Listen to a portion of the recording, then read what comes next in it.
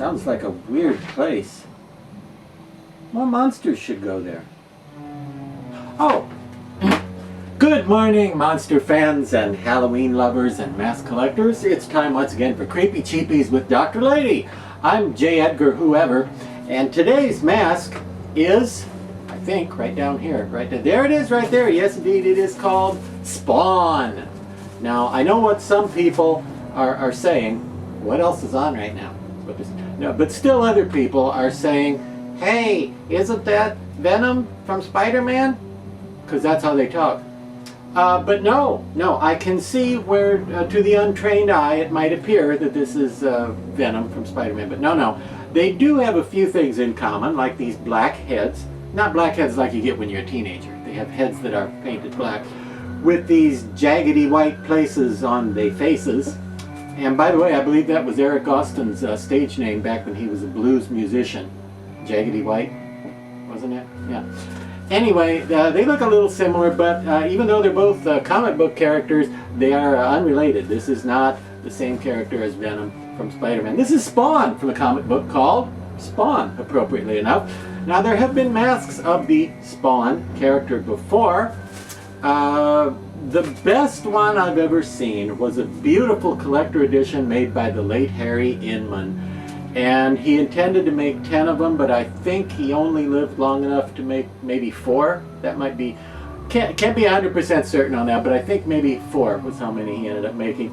Beautiful, beautiful work of sculpture, super detailed. The way he painted those green eyes, beautiful work. But poor Harry did not live long enough to finish the edition. Actually, at the time he died of a heart attack some years ago, he actually was supposed to be making one for me at that time, and he didn't make it. So that's why I don't have a Harry Inman one, but the Harry Inman limited edition was the best one I've ever seen. Now, Spawn is in fact a comic book that came out in the early 90s from the McFarlane publishing people. And like many other comic books since then, it eventually became popular enough to inspire a disappointing film. In this case, it was a film that came out in, I believe, 1997. And in 1997, there was another commercial Spawn mask out there from Collegeville Imagineering. That's who. I almost said Rubies, but I knew that wasn't right. No, it was from Collegeville/Imagineering. They had a Spawn mask out back in the day. And that one kind of got the job done. But this one, which came out 20 years later, in 2017-2018, from Ghoulish Productions, this one improves quite a bit, I think, on the one that was available from Collegeville Imagineering. For one thing, that one had an awful lot of lines all over the place to look like musculature, and to me it always kind of looked like line more than it looked like actual muscles being stretched. It looked kind of patterned, kind of designy. This one is much subtler and I think more realistic for it. And the other thing is, the Collegeville one, his eyes on that one were just plain, rather flat, yellow, kind of expressionless and shapeless, just even ovals. And hey, do you remember even ovals? Yeah, didn't they do A-E-I-O-U and sometimes Y and Bag Lady in the 80s? Even ovals? No, it wasn't them.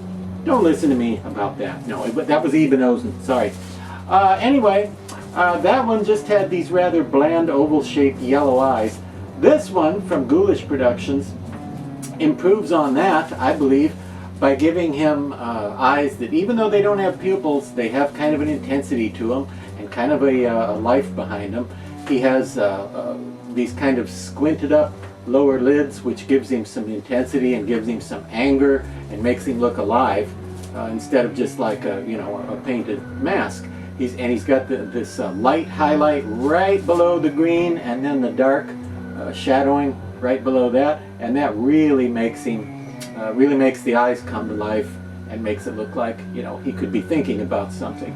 Now, as far as wearability, this one isn't great because it's a little big for some people, which is not a problem normally because you can you know, stuff some foam padding or a sponge or something up in the back there if you need to, but it's not great for visibility. He has these little eye cuts right above his eyes. I think you can see those.